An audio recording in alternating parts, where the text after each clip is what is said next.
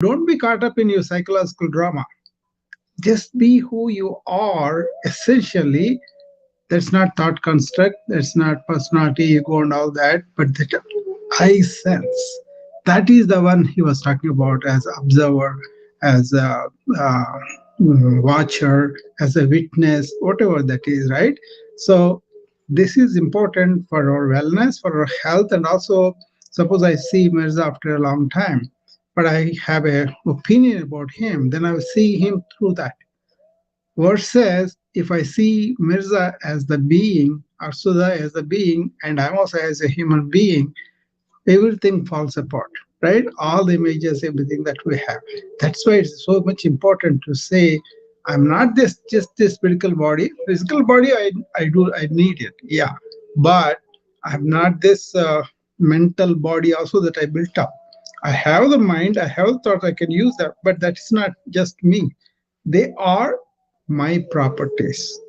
So the real owner, the real watcher, the real observer, that's what I wanted to point out because it has consequences in our human relationship, in our health, wellness, and everything.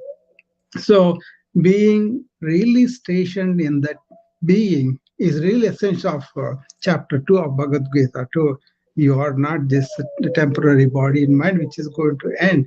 Najayate mriyate va. The one that doesn't have the birth or death is us. But the body mind does take birth and also does die. So why are you crying about these old bodies and mind that are going to be ending anyway? That's what I was saying. So once we establish ourselves in that particular mode of awareness in the morning, which I try to get them, be present, be here, be in that awareness, then continue that like a perfume all through the day, whatever you do. This is a fundamental thing because I employ that in my work. I don't have the stress and burnout like all those reactions that people have. I don't have that. The same thing I'm sharing with my friends and colleagues and whoever I train them in this. So I thought this sentence is very important. It looks so crazy when you first say you're not the body mind. What? What is that then? Can I something? Then once they really sit down and see that, then they'll say, "Yeah, somebody is like an awareness knows that I have a physical body and I'm aware of the body, and also I'm aware of the thoughts. Thoughts are not aware of me, but I am aware of them." Right, Mirza? Did I put it correctly? What you said also? 100%, sir. 100%. When you live at the level of awareness, yeah. When you go towards self-inquiry, self-discovery, self-reflection, self-realization, yeah, basically you start living at the level of transcendence. Yeah. Then you realize that I love story. It's just and quantum physics actually verifies and testifies and validates this, that at the end of the day, there's something beyond that, right? Yes. In Urdu, I don't know if you understand Urdu. Yeah. And there's a verse, there's a couplet by Mirza Ghalib. Because I'm Mirza, so I'm fair. Yeah, sure. Ghalib says in Urdu, है परे सरहद इदराक से अपना मसजूद, है परे सरहद इदराक से अपना मसजूद, किबले को अहले नजर किबला नुमा कहते हैं. Wow. So people think that, like, okay, Muslims are looking at the Kaaba and okay, that's where the creator is, Bhagwan Ji is, Parmeshwar is, right? But there's something beyond that. Yeah. That's where the real things happen, so that's what quantum physics testifies, that wherever you put the observer, Heisenberg's principle of uncertainty. Yeah. Wherever you put the observer, that becomes real. And all those 70,000 daily thoughts that we look at that. Yeah. Where focus goes, energy flows. Wherever you focus on expands, right? Yeah. So, Mirza, you brought in a very good point about quantum physics because what is happening is our modern medicine and many of the systems are stuck on mechanical physics that was not in vogue in physics anymore. So we view human being as a mechanical thing, like a body, like a part and all that. And we separate psyche and the spirit completely differently. That's why all the problems. Whereas if you really advance medicine as per the atomic, then you know what is the qualia, what is the first hand experience, what is it that is experiencing the body and mind. It comes down to that, that awareness, again, the consciousness. People are coming close to it now. There is a hard problem of consciousness that they are raising, the scientists. What is that when you reduce everything to strands and other material things to the atom, what is the spark? What is that switches on into this? What is that consciousness? That is the hard problem of consciousness, where everything is animated by that spark. What is that? That is where I think our all cultures, ancient cultures, it doesn't have to be one particular Hindu, Muslim, or Christian. All of them talked about this particular conscious being. That is the one which animates our body and mind. Stay in that. At least be aware of that. And then you can watch your thoughts, slow them, change them, and then you can really operate in a very wise and sensible way. Mirza, I'm very fond of Rumi. Okay, I study Rumi a lot. Rumi also said, I knocked on the door, but I realized I'm already inside.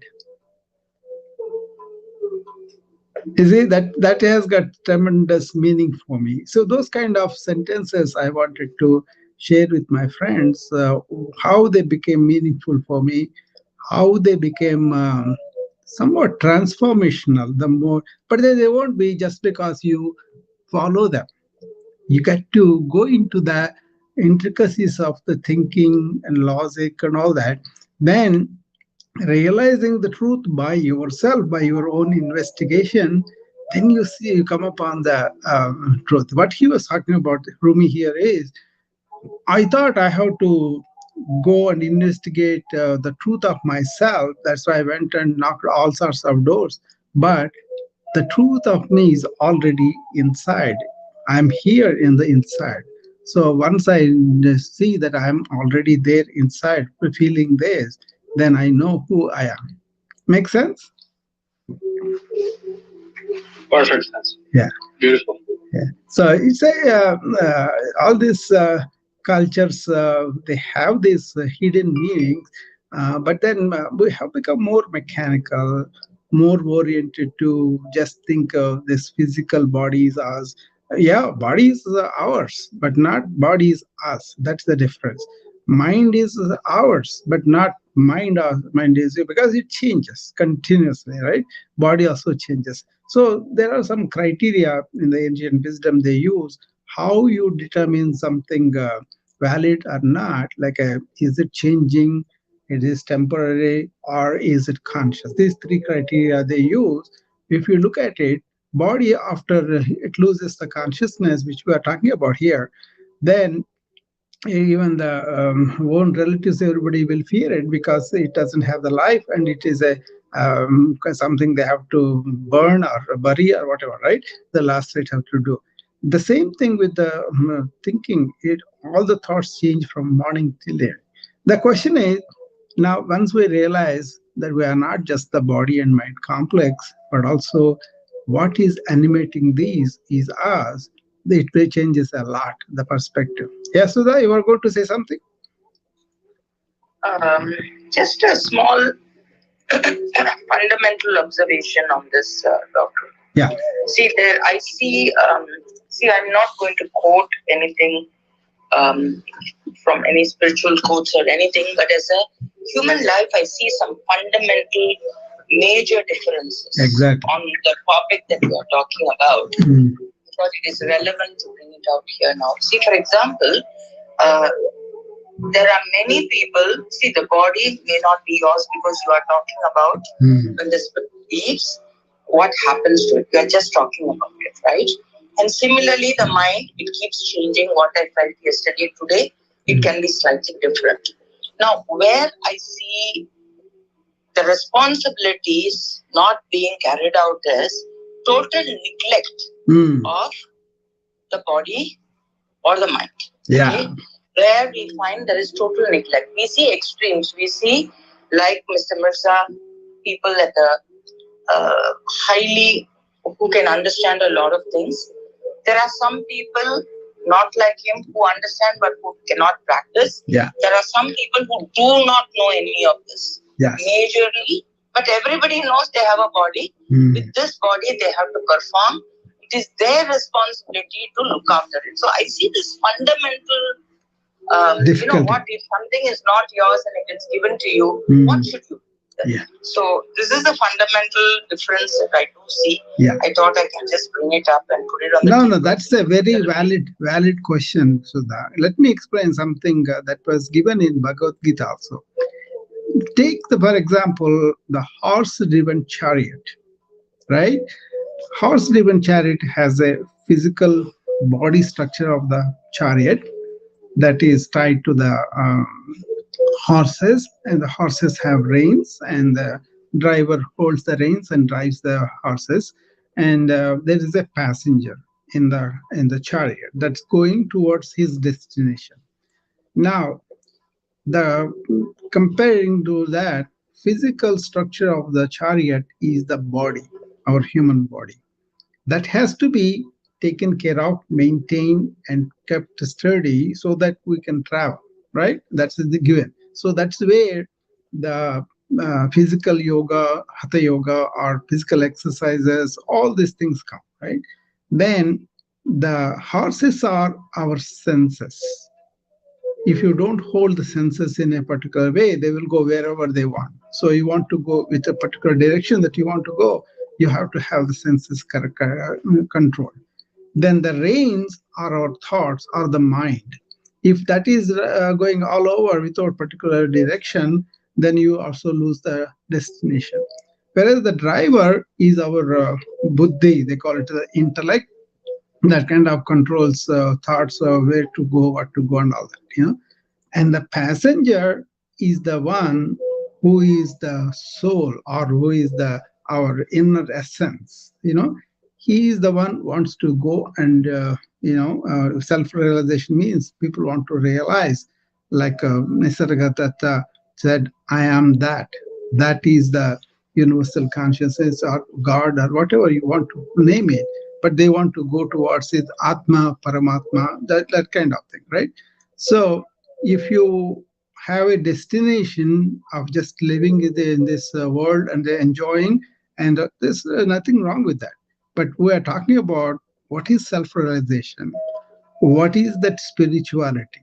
That is the topic I was talking about. So for those people who want to go there, the Atma's destination is that self-realization. Towards that, if you want to hold the intellect, mind, and the senses in control, and keep the body very well. Okay, so once you have this total understanding of the what is my life's goal and all that, there is nothing wrong about taking care of the body or taking care of the mind, but only that is limiting. That's all. So people who are looking for further fulfillment, they are kind of taking care of the body, but they are not attached to the body.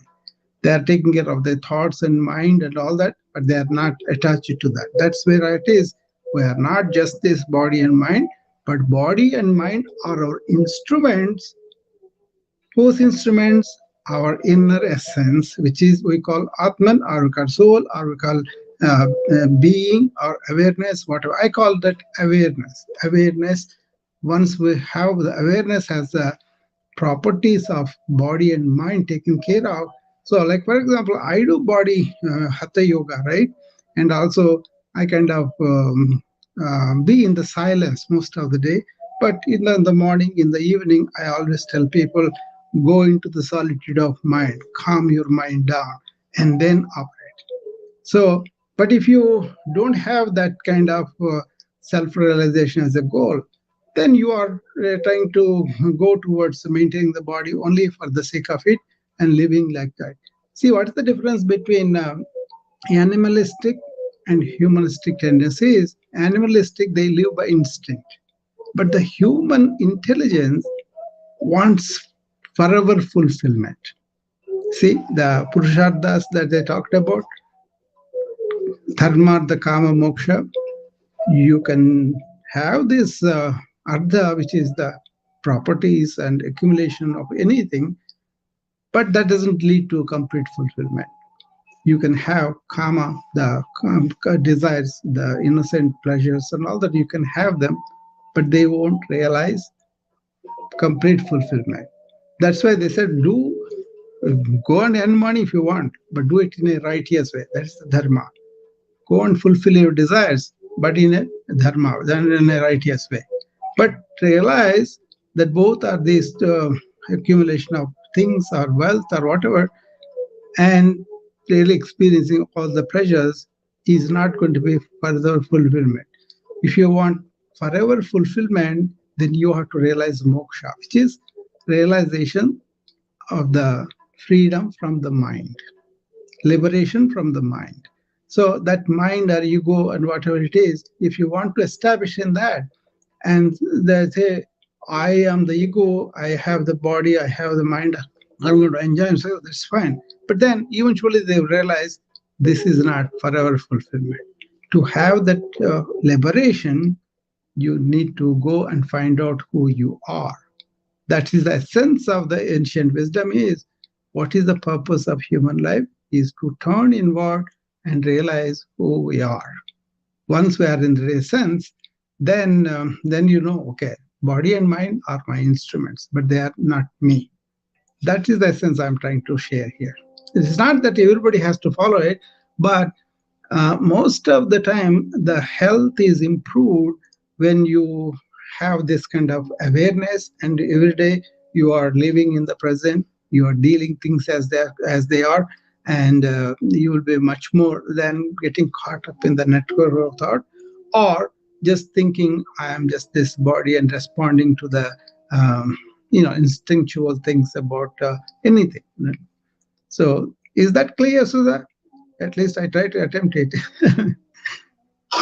Yes, Doctor, it's pretty clear. Yeah. I was only deliberating on, different levels of people. Sure. Not that they don't want to, but they don't know, or Yeah. they're not exposed. Yeah. The other thing is, because we live in a country where we have different, what do I say, different levels, right? Some may have never gone to school, but still can understand this. So I was only trying to say that, people need to have the basic awareness to say this is a vehicle. Very, very well put in terms of the chariot. Thank you so much. That was beautiful. And that's the understanding that I guess we need to have. Yeah. Thanks a lot, Dr. Rao. You know what it is, I'm looking at Indians also, and ancient Indians also. When you look at this perspective, I feel that ancient wisdom of this kind of deeper understanding is not employed because people kind of lost in the religiosity rather than spirituality, right? So they perform so many rituals, so much of things, thinking they're all good, but they don't have the meaning behind it. That's why, like, a Diwali is coming. I kind of explain what is the deeper significance of Diwali, because I studied and understood from so many different perspectives that why we perform festivals, why we have this transient joy, is there a permanent joy, all those things are there. But basically, our ancients had this, not just the Hindus, but the Jains or Buddhists or Christians or anybody. If you go to the ancient times, Muslims, you can see that Rumi, for example, is kind of talks about universal love and complete, we are all one. All those things he talks about. It only that Kabir, for example, if you take Kabir, how much he talks about all this. So it's a question of bringing that wisdom of ancients into our life. That's what I'm trying to do. I kind of trying to live that. It's not a question of having the knowledge or having so much of understanding. That's not important. What's important is, are we living it? Are we experiencing it? In our experience, is this real? If you say something and you are not living it, you are only deceiving yourself. I don't want to deceive myself. So I want to first see whether I live these things or not. This I'm not the body and mind is kind of established with me because I kind of take care of my body very well, and I can kind of keep myself calm as much as possible. But also, I can relate to anybody who is like I have started something about uh, uh, can we create a safe haven for people to really go after this self-realization. That was the key for ancients to live long, well, and also enjoy. And that's the motive of my company. So whoever comes across with me, I try to deal with wherever they are coming from, whatever level they are. There's no force or anything, but they have to come to that on their own. Even when my friends come here, for example, I think you both know Ashish, right? Ashish Vidyarthi. I think you know, right? Both of you. I thought I met you there in Ashish Vijay. I think Meza must be knowing, right? Not Dr. Vaishnavi, but Yeah. that was quite long time. Yeah, yeah. Okay. So he was kind of wanted to undergo certain this self transformation, which I was talking about, just to look at himself and all that. But when he came in, he was not able to get away from his phone because of the busyness. But he took so much time to put 3 days aside and come and sit with me and go through what he wanted to go through. And but he was not able to cut the mundane life like that every day. So he was not able to look at it with that. But that's okay. He will come to the stage when he is ready for it, and then we will look at it. You see? So what you said, Sudha, was very right. Not everybody at the same as actually, we have to learn that too, that everybody is their own. But then the thing is it for everybody, or is it this something that I'm doing for myself? That's the approach I think we should have. Instead of pointing out somebody else, is what we are talking about. Can I look at myself in a mirror like and see how I am? And that's all we can do actually. And there was a very interesting thing I learned was this university school thing that they talked about. Somebody comes into the life with all sorts of the karma, as a matter of fact. They come because they have accumulated certain things and they have to go through them. So they have their own path.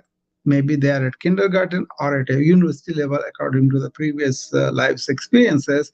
So we forcing them to do is not going to happen because they are not ready. When they are ready, they will come. What you said, Sudha, was very appropriate. We cannot make it as a universal dictum for everybody and ask them to follow this. That's not the idea. It's a question of just that's why I don't care for a lot of people. Whoever is interested, they come and then they listen and then they ask me questions later on, which is okay. All I'm trying to do is share my own experience with these particular stages and what meaning I have. And all these things are not prepared; they come just from the heart. Even I think this is very relevant though, because some people may get scared. They say, "Oh, he's trying to preach his religion." Or actually, I'm not having any religion. I'm not a religious person. I'm a spiritual person. In the sense, I don't have any difference between me and you. At that level, I operate. All the patients that come, you see, I use that our namaste. Namaste is where I am realizing the inner being of that person, which is the divinity that is there in everybody, which gives us life. Once I realize that divinity, from my divinity, I'm greeting that other divinity. Then I don't have any white, or I don't have any black, I don't have anything like that. Right?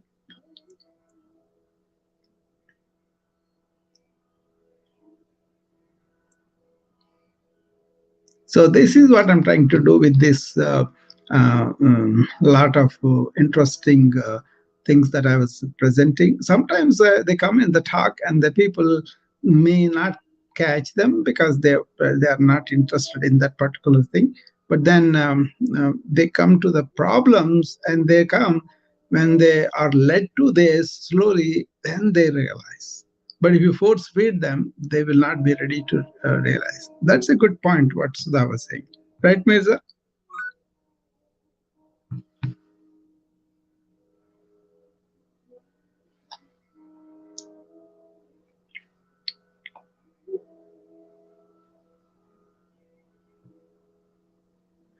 Hi, Santosh. How are you?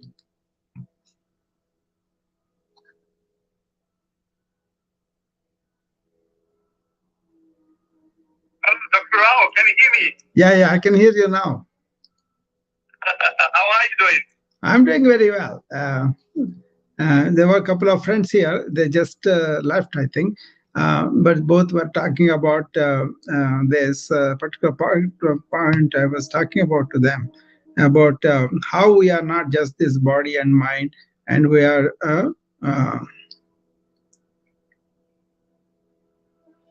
okay. So they were talking to me about this particular statement.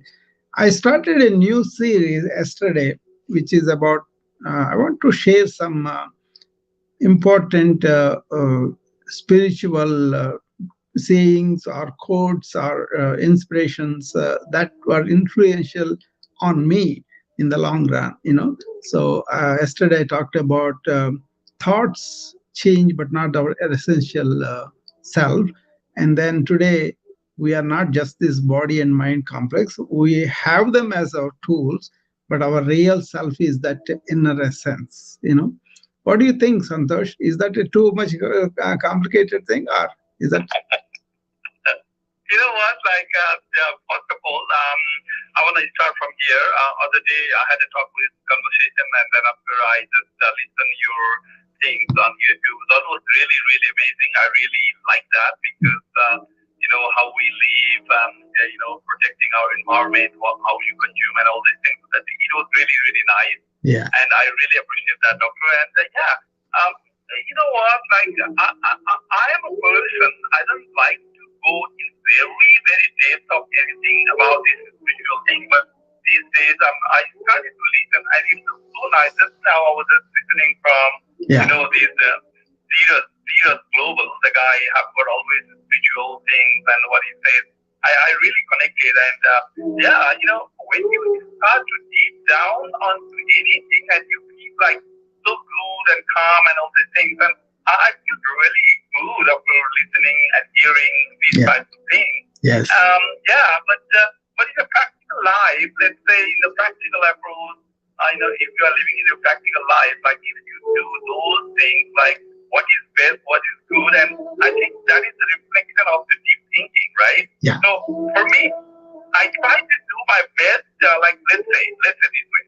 I sleep on a good time. I eat good food. I stay positive. I keep on, learning the good things, and I hang around with the good people, and I don't spoil any single second for negativity. And if you do that, all things, things come automatically.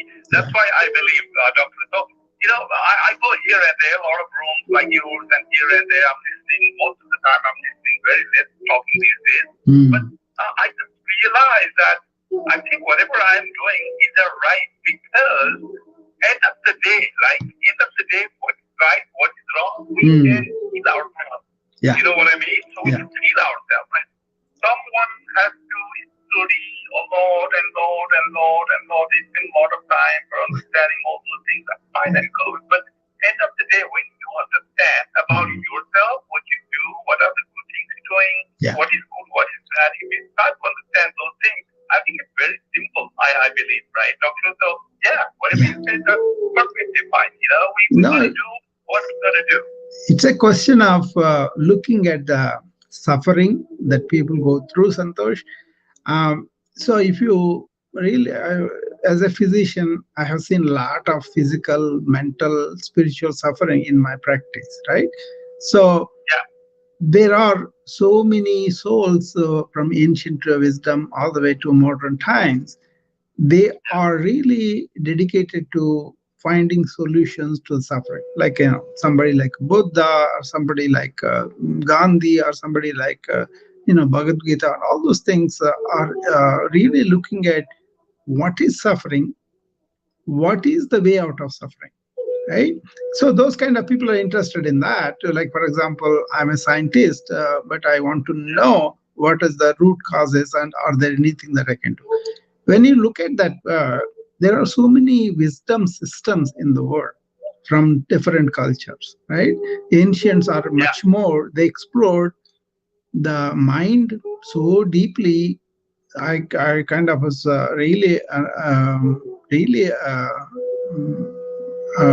bowled over by their insights, and the way they kind of helped the psyche was there.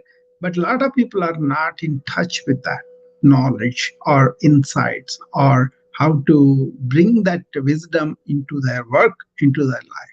So what I think I'm blessed that way is I was able to take that journey inward and really experience those kind of insights, and then my mind is very clear and quiet and really joyful without anything, you see. And that's why I kind of come and talk about these things, because I do the training for the burnout and stress, and most of the time it is because what they called as not having the knowledge enough. We may be directed to different kind of systems, but then only the technical, only the instinctual, those are not the answers. They are much deeper insights into human being, human heart, human wellness, human mind, and all that.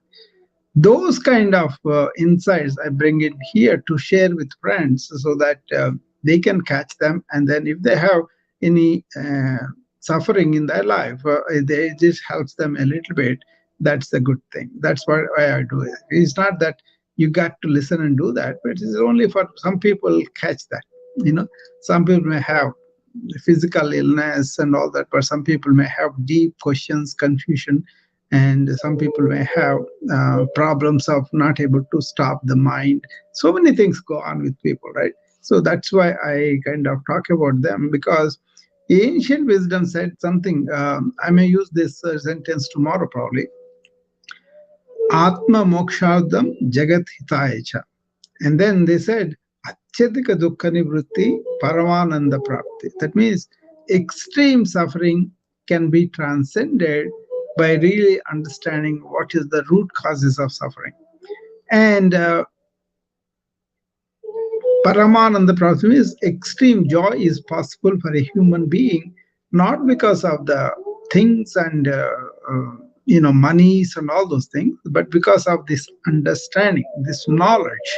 So that's where the systems go, ancient systems. So once you have that kind of insight into that, you can carry that wisdom into your life.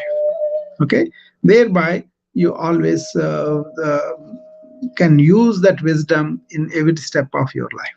Okay, it is a blessing once we understand that wisdom, and then using that will be very, very useful to be not suffering, but also be joyful most of the time. Okay, so that's what I wanted to talk about for today, and we will meet again tomorrow, and I'll talk about this extreme suffering transcendence, and being in the joyful way that we can be. We will talk about that tomorrow. Okay, I will see you again tomorrow, and thanks for joining me, and bye bye.